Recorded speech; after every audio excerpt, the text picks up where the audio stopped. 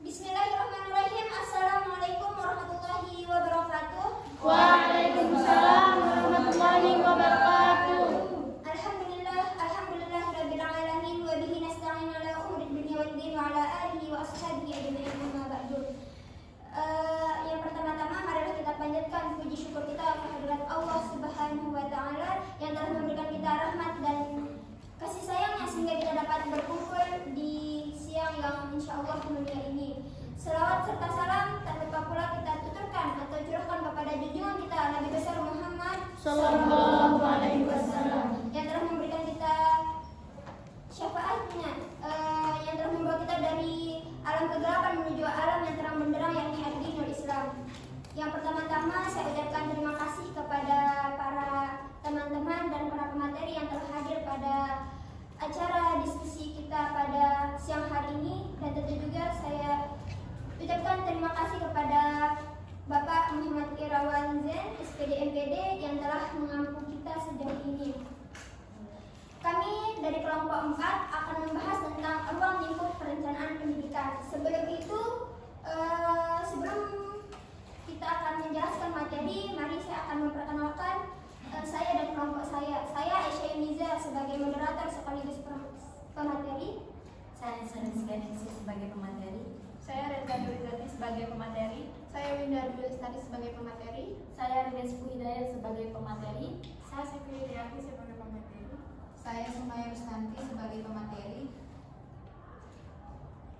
Oke, sebelum itu saya peringatkan dulu kepada para pemateri untuk menyebutkan nama sebelum menjelaskan materinya. Baik, di sini kami akan membahas tentang ruang lingkup perencanaan pendidikan, di mana di sini materi pembahasan kami itu ada 4. Yang pertama, perencanaan dari dimensi waktu. Kedua, perencanaan dari dimensi spesial. Ketiga, perencanaan dari tingkatannya. Dan yang keempat, perencanaan menurut teknisnya, di mana perencanaan ini memiliki keterkaitan dan hubungan dalam ruang lingkup perencanaan pendidikan. Sebelum kami membahas materi, di sini saya akan membahas terlebih dahulu apa sih ruang lingkup itu. Ruang lingkup adalah batasan banyaknya subjek yang tercakup dalam sebuah masalah. Secara umum memiliki makna batasan. Nah, dalam arti luas batasan ini bisa dalam bentuk materi, variabel yang diteliti, subjek, atau lokasi. Nah, jadi ruang lingkup bisa diartikan secara lebih khususnya pada materi atau hal tertentu. Oke, langsung saja kepada pemateri pertama, yaitu tentang perencanaan dari dimensi waktu. Kepada pemateri saya persilahkan. Baik, terima kasih moderator. Saya Anissa Rizky akan menjelaskan terkait perencanaan dari dimensi waktu. Perencanaan dari dimensi waktu itu adalah perencanaan yang melibatkan pengaturan kegiatan dan sumber daya dalam jangka waktu tertentu. Nah, ada beberapa aspek yang terkait dengan dimensi waktu dalam perencanaan ini. Yang pertama tuh perencanaan jangka waktu panjang atau yang disebut long term planning. Perencanaan ini perencanaan yang mencakup jangka waktu lebih dari 10 sampai 25 tahun. Perencanaan ini juga dikenal dengan sebutan rencana strategis atau perencanaan strategis. Dalam perencanaan jangka waktu panjang ini terdapat berbagai penjelasan terkait kebijakan jangka panjang dalam waktu pelaksanaan yang lama. Rencana strategi ini sulit diubah karena melibatkan kebijakan jangka panjang. Yang kedua ada perencanaan jangka waktu menengah atau medium term planning. Perencanaan ini perencanaan yang mencakup jangka waktu lebih dari 1 hingga 4 tahun. Di Indonesia, perencanaan ini umumnya memiliki jangka waktu 5 tahun. Rencana pembangunan jangka menengah nasional atau yang disebut RPJMN adalah salah satu contoh perencanaan jangka menengah di Indonesia yang mencakup jangka waktu 5 tahun. Tujuan dari perencanaan jangka menengah ini adalah untuk mengatur kegiatan dan sumber daya dalam waktu yang cukup panjang untuk mencapai tujuan yang telah ditetapkan. Aspek selanjutnya akan dijelaskan kepada pemateri selanjutnya. Saya serahkan kepada mereka. Oke, terima kasih pemateri pertama. Selanjutnya akan dibahas tentang perencanaan jangka waktu pendek yang akan disampaikan oleh pemateri kedua. Kepadanya saya persilakan. Baik, terima kasih moderator. Saya Reza Durizati akan menjelaskan tentang perencanaan jangka waktu pendek yang nanti akan dilanjutkan dengan perencanaan dari dimensi spasial. Nah, selanjutnya itu ada perencanaan jangka waktu pendek. Nah, rencana jangka waktu pendek atau tahunan atau yang disebut annual plan dikatakan juga sebagai rencana tahunan atau annual action plan. Nah, di dalam dunia sekolah, hal ini dikenal dengan rencana kegiatan dan anggaran sekolah RKAS. Rencana jangka waktu pendek yaitu rencana tahunan, sering disebut rencana tindakan atau rencana jangka waktu pendek yang diselenggarakan dalam kurun waktu 5 tahun. Nah, kemudian dalam rencana jangka waktu pendek ini terdapat jenis dan tahapan operasinya, di antara lain ada perumusan kebijakan politik publik, kemudian ada pembuatan pedoman teknis, mempersiapkan rencana penyelarasan kebijakan, dan jenis dan tahapan operasi lainnya. Materi selanjutnya yaitu mengenai perencanaan dari dimensi spasial. Nah, perencanaan berdasarkan dimensi spasial ini adalah perencanaan yang terkait dengan ruang dan batas wilayah yang dikenal ada 3 macam perencanaan, yaitu ada perencanaan nasional, perencanaan regional, dan perencanaan tata ruang. Untuk lebih jelasnya, yang pertama itu ada perencanaan nasional. Dalam konteks ini, perencanaan nasional adalah suatu rumusan perencanaan di tingkat nasional untuk mencapai kesepakatan dan komitmen bersama rakyat Indonesia yang tujuannya untuk mewujudkan masyarakat yang terintegrasi, inklusif, adil, dan makmur. Nah, dalam perencanaan nasional ini memperhatikan sumber daya nasional dan juga mempertimbangkan pembangunan internasional. Kemudian perencanaan yang kedua ada perencanaan regional atau lokal. Perencanaan regional atau lokal ini merupakan bagian dari perencanaan yang berfokus pada sektor-sektor dan wilayah tertentu dalam suatu daerah atau wilayah. Hal ini mencakup hubungan antar sektor-sektor dan wilayah-wilayah tertentu, dan tingkat perencanaan seperti inilah yang biasa disebut dengan perencanaan regional atau perencanaan lokal. Misalnya contohnya itu ada perencanaan pengembangan pendidikan, di mana perencanaan ini hanya ditetapkan di suatu daerah itu saja, di suatu kabupaten atau kota tersebut. Seperti itu. Ini yang bisa saya sampaikan. Saya kembalikan ke moderator. Terima kasih pemateri atas materinya yang sangat luar biasa. Selanjutnya akan dibahas tentang perencanaan tata ruang yang akan disampaikan oleh materi berikutnya. Untuk waktunya saya persilakan. Ya, saya Windy Lestari akan menyampaikan materi tentang perencanaan tata ruang. Yang dimana perencanaan tata ruang ini bertujuan untuk memanfaatkan wilayah tertentu sedemikian dinamis secara ekologis, ekonomi, geografis, dan lain-lain, sehingga membuat suatu wilayah tersebut menjadi lebih baik dari wilayah yang lain. Jadi perencanaan tata ruang ini memanfaatkan keunggulan yang ada di suatu daerah tersebut sedemikian rupa sehingga membentuk suatu perencanaan yang bisa menjadi nilai plus suatu wilayah tersebut dari wilayah yang lain, sehingga perlunya perencanaan tata ruang ini bisa kita pertimbangkan dengan melihat potensi suatu wilayah tersebut, sehingga dapat kita rencanakan sesuatu untuk memajukan suatu wilayah tersebut. Mungkin sekian dari saya. Oke, terima kasih kepada Pak Materi. Selanjutnya akan dibahas tentang perencanaan dari tingkatannya. Untuk pemateri perencanaan makro, saya persilakan. Oke, baik, terima kasih moderator. Perkenalkan, nama saya Rindes Hidayah. Jadi di sini saya akan membahas tentang perencanaan dari tingkatnya. Nah, perencanaan dari tingkatnya yang pertama itu ada perencanaan makro. Jadi perencanaan makro ini adalah perencanaan tingkat nasional yang dimana dia itu memiliki tujuan dan sarana untuk mencapai tujuan tersebut. Nah, kemudian ada juga menurut Pidarta, di mana menurut Pidarta ini perencanaan makro ini pada umumnya ditangani oleh pemerintah pusat. Tapi juga ada kelompok yang menanganinya, tapi kelompok tersebut ditunjuk oleh pemerintah pusat pula. Nah, kemudian apa tujuan yang ingin dicapai itu? Tujuan yang ingin dicapai ini adalah khususnya dalam bidang peningkatan SDM. Nah, di mana pengembangan sistem pendidikan untuk menghasilkan tenaga pembangunan yang baik. Nah, tenaga pembangunan yang baik ini baik secara kuantitatif maupun kualitatif. Nah, secara kuantitatif ini pendidikan harus menghasilkan tenaga yang cukup banyak sesuai dengan kebutuhan pembangunan. Sementara secara kualitatif ini harus dapat menghasilkan bidangnya dan tentunya memiliki jiwa Pancasila. Kemudian untuk melaksanakan fungsi perencanaan makro ini dibutuhkan beberapa strategi yang hendak dipenuhi. Yang pertama itu ada tujuan pendidikan nasional telah dirumuskan dengan jelas. Nah, tujuan pendidikan yang telah jelas ini kemudian dijabarkan kembali menjadi tujuan-tujuan yang lebih rinci. Nah, yang kedua itu ada pemerintah memegang peranan utama dalam pengambilan keputusan dan menciptakan mekanisme kerja yang efektif. Nah, yang ketiga ada sumber-sumber pembiayaan harus dimobilisasikan dari sektor yang ada. Yang keempat, prioritas harus disusun baik yang berkenaan dengan bentuk, tingkat, dan jenis pendidikan. Yang kelima, alokasi biaya harus disediakan menurut prioritas yang telah ditetapkan. Yang keenam, penilaian yang berkesinambungan harus selalu dilaksanakan dan program direvisi berdasarkan penilaian. Dan yang terakhir itu ada pelaksanaan pendidikan mendapatkan latihan sesuai dengan tugas yang akan dikerjakannya. Kemudian ada beberapa contoh dari perencanaan makro ini. Yang pertama itu kayak sistem penerimaan mahasiswa atau siswa, itu merupakan perencanaan makro. Ada kami juga kurikulum, itu juga merupakan perencanaan makro.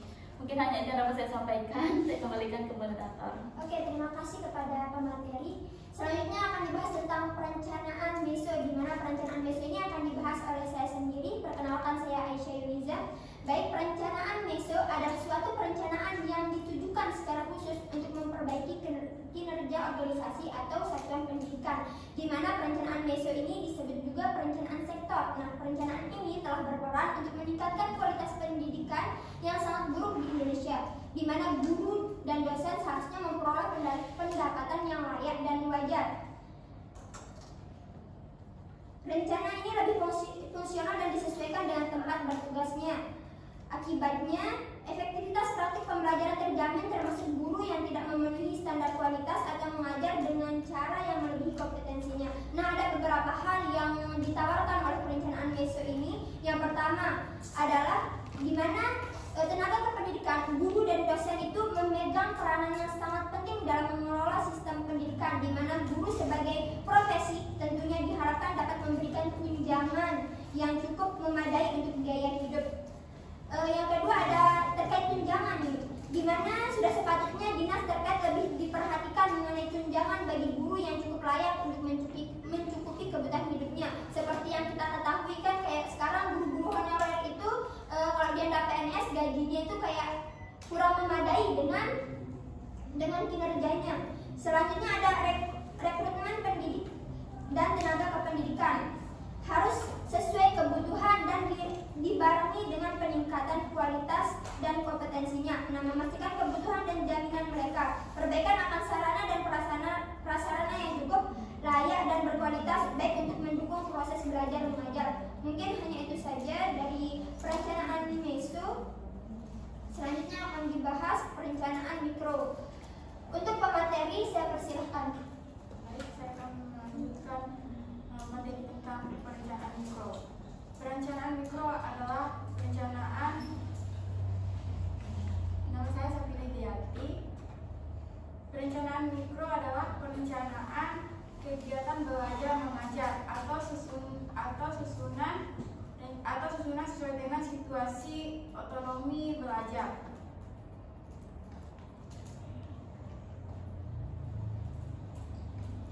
Hal ini menyebabkan menurunnya kualitas pendidikan dan mahalnya biaya pendidikan, korupsi dalam bentuk penyelewengan. Oleh karena itu korupsi tidak mudah diselesaikan. Adapun cara solusi yang ditawarkan: A. Diperlukan revisi dan solusi kebijakan pendidikan perlu ditinjau berdasarkan kesepakatan antara pemerintah dan pihak sekolah. B. Melacak permasalahan yang berkaitan dengan perpindahan atau mutasi dan mengembangkan pendidikan merupakan bagian penting untuk mencapai tujuan bersama dalam mengambil keputusan. C. Di kelas dan di sekolah harus dicontohkan oleh dinas pendidikan terkait dengan cara kerja model pendidikan yang sebenarnya. Dan menciptakan jaringan kendali sosial di tingkat pendidikan yang diharapkan sekolah dapat terus bisa berubah menjadi lebih baik. E. Dalam melaksanakan program KBM Kepala Sekolah Guru Peserta Didik dan masyarakat perlu menerapkan program untuk meningkatkan kompetensi guru dengan melibatkan masyarakat. F. Kementerian Pendidikan dan Kebudayaan diupayakan melakukan penertiban terhadap segala tindakan yang berkaitan dengan undang-undang yang dianggap lemah dan perlu diubah serta memperbaiki muatan administrasi sekolah secara berkelanjutan. G. Mengembangkan program perencanaan pengelolaan keuangan sekolah untuk membangun anggota sekolah lebih memahami rencana yang ditetapkan sekolah. H. Komite sekolah harus mampu menghasilkan lingkungan sekolah yang terbuka, jujur dan demokratis dalam pelaksanaan dan pelayanan pendidikan yang bermutu. Sekian dari saya. Oke, terima kasih kepada pemateri. Selanjutnya akan dibahas tentang perencanaan menurut teknisnya yang akan disampaikan oleh pemateri terakhir. Untuk waktu dan tempatnya saya persilahkan. Baik, terima kasih moderator. Saya Sumaya Rustanti akan menjelaskan materi terakhir mengenai perencanaan menurut teknisnya. Nah, perencanaan menurut teknisnya ini memiliki 3 tingkatan. Yang pertama perencanaan strategik, yang kedua perencanaan koordinatif, dan yang ketiga perencanaan operasional. Yang pertama perencanaan strategi. Perencanaan strategik atau perencanaan strategik ini juga bisa dikatakan sebagai perencanaan jangka waktu panjang. Pada perencanaan strategik ini cenderung melibatkan pengembangan program yang lebih nyata. Berbagai faktor dari internal maupun eksternal seperti organisasi maupun faktor lingkungan harus lebih dipertimbangkan dalam perencanaan ini. Mengingat berbagai hubungan yang terdapat dalam perencanaan ini, maka kita harus menerapkan pendekatan sistematis untuk perencanaan pendidikan strategis yang ditujukan untuk menemukan bentuk dan identitas masa depan. Pendekatan sistematis juga berfungsi untuk memberikan landasan konseptual bagi perencanaan pendidikan dan berkontribusi untuk memecahkan masalah pendidikan yang kompleks. Kemudian yang kedua ada perencanaan koordinatif. Nah, perencanaan koordinatif yaitu perencanaan yang harus menetapkan arah tujuan pelaksanaan sehingga apa yang ditetapkan dari hasil perencanaan akan tercapai secara efektif dan efisien. Perencanaan koordinatif ini mencakup semua aspek pengoperasian sistem yang memerlukan kebutuhan terhadap kebijakan yang ditetapkan oleh tingkat rencana strategis. Yang ketiga ada perencanaan operasional. Nah, perencanaan operasional ini merupakan rencana khusus yang dimaksudkan untuk memberikan instruksi khusus tentang bagaimana program atau proyek tertentu dilaksanakan sesuai dengan aturan, prosedur dan ketentuan lain yang telah ditentukan sebelumnya. Hal ini memudahkan untuk mengukur rencana penyebaran dan mempermudah untuk membandingkan peran keberhasilan antara unit yang satu dengan unit yang lainnya. Sekian materi yang dapat saya sampaikan. Saya kembalikan kepada moderator. Oke, terima kasih kepada pemateri terakhir. Karena pembahasannya telah selesai, maka akan dibuka sesi tanya jawab. Untuk teman-teman yang memiliki pertanyaan diharapkan untuk mengangkat tangan. Apakah ada yang ingin bertanya? Kami akan membuka 2 penanya saja. Oke, Rida sama Nila. Untuk Rida kami persilahkan waktunya. Baik, terima kasih moderator atas kesempatannya. Perkenalkan, nama saya Rida Safitri Mariatina dari kelompok 1. Di sini langsung saja pertanyaannya. Seperti yang kita ketahui, kurikulum pada saat ini adalah kurikulum yang baru. Nah, pertanyaan saya adalah bagaimana menurut pemateri sebuah perencanaan pendidikan dapat bisa dikatakan ideal untuk bisa memenuhi seluruh tuntutan kurikulum yang berlaku pada saat ini. Kami tampung dulu pertanyaannya. Selanjutnya pertanyaan dari saudari Nila. Terima kasih moderator. Perkenalkan, saya Radiatul Adelia dari kelompok 3. Jadi pertanyaan saya, bagaimana jika dalam pelaksanaan pembelajaran tidak sesuai dengan perencanaan? Terima kasih. Terima kasih kepada teman-teman yang bertanya. Sebelum kami menjawab, izinkan kami untuk berdiskusi ya sekitar 5 menit dulu. 2 menit.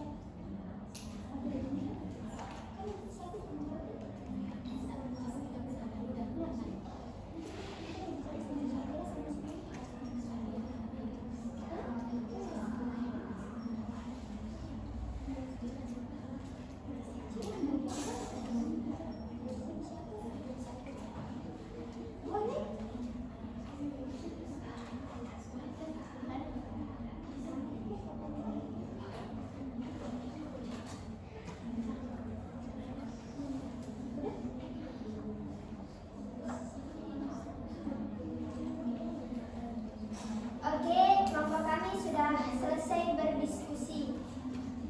Kami akan menjawab pertanyaan pertama dulu, yaitu pertanyaan dari Saudari Rida, yang dimana pertanyaannya adalah bagaimana sih menurut kami para pemateri apabila sebuah perencanaan pendidikan dapat bisa dikatakan ideal untuk bisa memenuhi seluruh tuntutan kurikulum saat ini.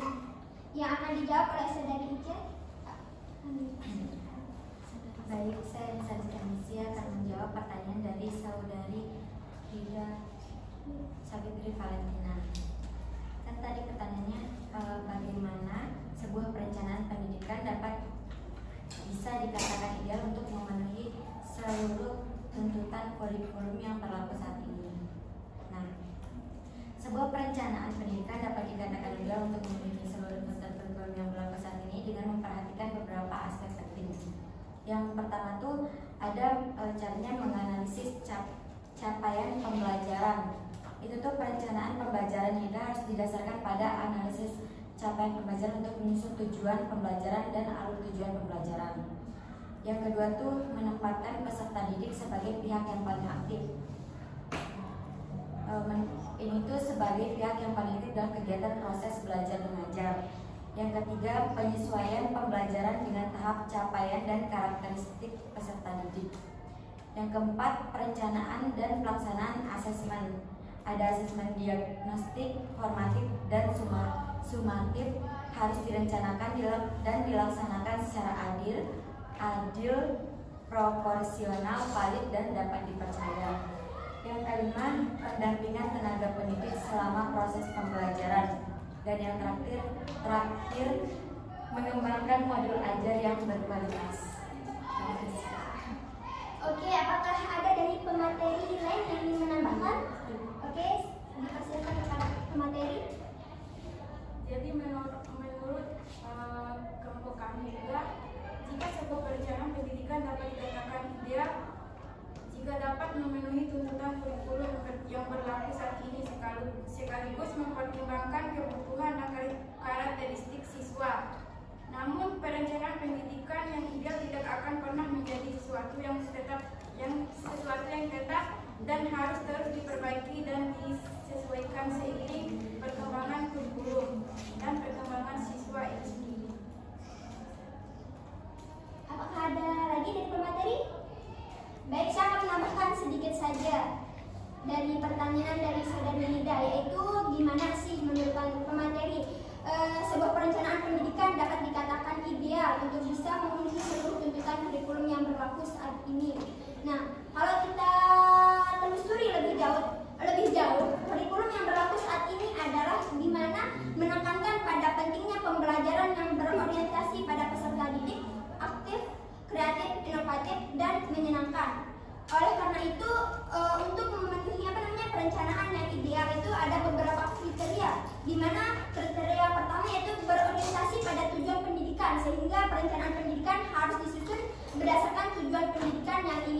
tercapai. Yang kedua, rasional dan realistis, di mana perencanaan pendidikan harus disusun secara rasional dan realistis dengan mempertimbangkan kondisi dan sumber daya yang tersedia.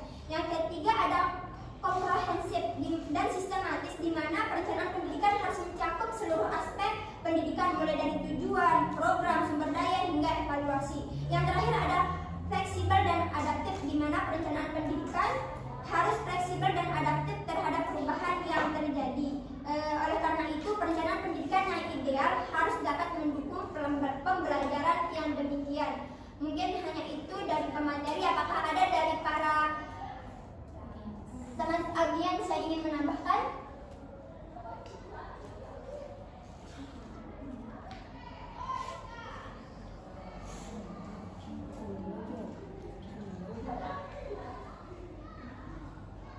Saya rasa tidak ada. Kami lanjut ke pertanyaan dari Saudari Lila, yaitu tentang gimana sih jika pelaksanaan pembelajaran tidak sesuai dengan perencanaan. Kepada Eja, kami persilahkan. Oke, baik. Jadi pertanyaannya tadi ya, bagaimana jika suatu perencanaan itu tidak berjalan dengan sesuai rencana? Pasti perencanaan yang telah dilakukan itu pasti ada saja kekurangannya, sehingga mungkin tidak terlaksana dengan baik. Lalu jika dalam pelaksanaan pembelajaran itu tidak sesuai dengan rencana, kita dapat melakukan beberapa langkah. Yang pertama itu kita melakukan evaluasi. Nah, pertama-tama itu kita perlu mengadakan evaluasi untuk memahami mengapa perencanaan yang telah kita buat itu tidak berjalan sesuai dengan rencana. Apakah ada kendalanya, apakah ada masalah teknisnya, atau faktor lain yang menyebabkan perencanaan itu gagal. Itu yang pertama, kita perlu melakukan evaluasi. Kemudian yang kedua, kita perlu juga untuk melakukan penyesuaian, di mana setelah kita mengetahui apa penyebab dari ketidaksesuaian dari perencanaan itu, kita dapat melakukan penyesuaian dalam melaksanakan pembelajaran.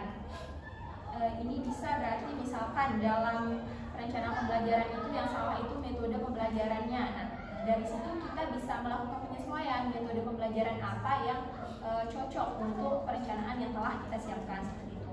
Dan di dalam suatu perencanaan pembelajaran juga diperlukan adanya komunikasi sehingga tidak terjadi yang namanya miskomunikasi. Jadi perencanaan itu bisa berjalan dengan lebih baik.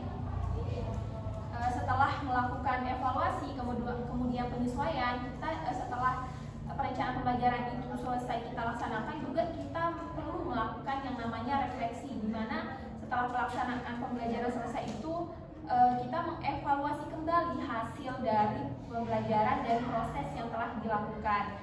Apakah perencanaan itu berjalan dengan baik ataupun tidak, seperti itu. Baik, terima kasih atas jawabannya. Apakah ada dari pemateri lain yang ingin menambahkan? Kepada para audiens, apakah ada yang ingin menambahkan? Baik, Saudari Nurlela, kami persilahkan. Baik, terima kasih moderator. Assalamualaikum warahmatullahi wabarakatuh. Warahmatullahi wabarakatuh. Perkenalkan, nama saya Nurlela, saya dari kelompok 1, saya Syirul Anwari. Pertanyaan dari Saudari Nurlela tadi. Nah, silakan dilanjutkan. Halo Pak. jadi pertanyaannya tadi, bagaimana jika dalam pelaksanaan pembelajaran itu tidak sesuai dengan perencanaan? Nah, tentu yang akan terjadi yang pertama, tujuan dari pembelajaran itu tentu tidak akan tercapai, itu yang pertama. Maksudnya itu tujuan dari pembelajaran yang tidak tercapai itu tentu peserta didik belum dapat mencapai hasil belajar yang diharapkan sesuai dengan tujuan pembelajaran yang telah ditetapkan. Nah, tujuan pembelajaran dapat tidak tercapai karena beberapa faktor baik yang berasal dari peserta didik, guru maupun lingkungan. Nah, contoh dari tujuan pembelajaran tidak tercapai yang dirasakan oleh peserta didik sendiri ialah yang pertama, peserta didik tidak dapat menjawab pertanyaan dengan benar pada saat evaluasi pembelajaran, seperti yang dikatakan Saudari Reza tadi. hal ini dapat terjadi karena peserta didik ini dia itu belum mampu memahami materi pembelajaran dengan baik, atau karena peserta didik ini tidak belajar dengan sungguh-sungguh. Yang kedua, tentu peserta didik tidak dapat menyelesaikan tugasnya dengan baik. Nah, hal ini dapat terjadi karena peserta didik ini dia tidak memiliki keterampilan yang diperlukan, atau karena peserta didik sendiri tidak memiliki motivasi untuk belajar. Yang ketiga, tentu peserta didik tidak memiliki perubahan sikap yang diharapkan. Nah, hal ini dapat terjadi karena peserta didik belum menyadari betapa pentingnya perubahan sikap, atau karena peserta didik ini tidak mendapatkan dukungan dari lingkungannya. Nah, untuk mengatasi tujuan pembelajaran yang tidak tercapai, maka guru perlu melakukan beberapa hal sebagai berikut. Yang pertama, guru harus mampu mengevaluasi dirinya sendiri. Mungkin faktor kedua karena guru tidak dapat melaksanakan pembelajaran secara efektif. Mungkin ada persamaannya tadi sama kayak yang faktor pertama tadi. Maksudnya itu pembelajaran yang tidak efektif ini berdampak negatif terhadap peserta didik. Nah, peserta didik ini dia tidak memahami materi pembelajaran dengan baik. Dia kesulitan dalam mengikuti materi pembelajaran berikutnya itu. Nah, peserta didik yang tidak memiliki keterampilan yang memadai, tentu dia akan kesulitan dalam menyelesaikan tugas-tugas yang diberikan tadi. Nah, untuk mengatasi permasalahan ini juga perlu untuk upaya meningkatkan kompetensi guru. Nah, guru perlu dibekali dengan pengetahuan dan keterampilan yang memadai dalam bidangnya. Mungkin guru harus dilatih atau dilatih untuk mengembangkan keterampilannya itu. Mungkin itu saja yang bisa saya sampaikan. Saya kembalikan lagi. Terima kasih. Oke, terima kasih atas penambahan yang luar biasa. Selanjutnya, apakah ada dari audiens? Oh iya, baik, saudari Nita, kami persilahkan. Oke, baik, terima kasih moderator. Sebelumnya perkenalkan saya Nita Naiti Sudiana dari kelompok 5. Nah, di sini saya mau menambahkan untuk pertanyaan dari Nita, di mana pertanyaannya itu adalah bagaimana jika dalam pelaksanaan pembelajaran tidak sesuai dengan perencanaan. Nah, seperti yang kita tahu ya teman-teman, bahwa perencanaan pendidikan ini sangatlah penting karena berfungsi sebagai alat kegiatan atau pedoman, sehingga nanti kegiatan atau direncanakan tersebut bisa berjalan dengan tertib dan tujuan dari suatu organisasi atau suatu pembelajaran itu bisa tercapai gitu. Nah, kan dalam perencanaan itu pasti nanti dijadikan kan sebagai pedoman dasar dalam melaksanakan kegiatan pembelajaran. Jadi dalam merancang rencana pembelajaran atau perencanaan pendidikan itu kita bisa mengidentifikasi apa saja metode pembelajaran atau pengajaran yang paling efektif sehingga nanti bisa menyesuaikan dengan kebutuhan dari peserta didik. Nah, selain itu seorang pendidik juga bisa melihat kelemahan yang ada pada program sebelumnya atau yang rencana sebelumnya, dan kemudian bisa mencari solusi dari kelemahan rencana sebelumnya gitu. Nah, sehingga ini juga bisa dijadikan solusi dari kelemahan dan juga bisa dijadikan sebagai bahan evaluasi kegiatan belajar mengajar yang kemudian bisa memperbaiki dalam pembuatan program atau rencana selanjutnya. Nah, jadi perencanaan ini juga nanti kan bisa berfungsi sebagai alat pengukur keberhasilan bagi para pendidik sejauh apa materi yang dipahami oleh peserta didik, materi apa yang belum atau sudah dikuasai oleh peserta didik. Nah, jadi jika perencanaan itu disusun secara efektif dan juga dijalankan secara efektif, tentu nanti pembelajaran itu juga akan menjadi efektif. Mungkin itu saja tambahan dari saya. Sekian. Terima kasih. Wassalamualaikum warahmatullahi wabarakatuh. Oke, terima kasih atas penambahan yang sangat luar biasa juga dari saudari kita. Apakah ada dari audiens lagi yang ingin menambahkan? Baik, saya rasa tidak ada. Karena sudah selesai acara tanya jawab kita dan presentasi kita pada siang hari ini.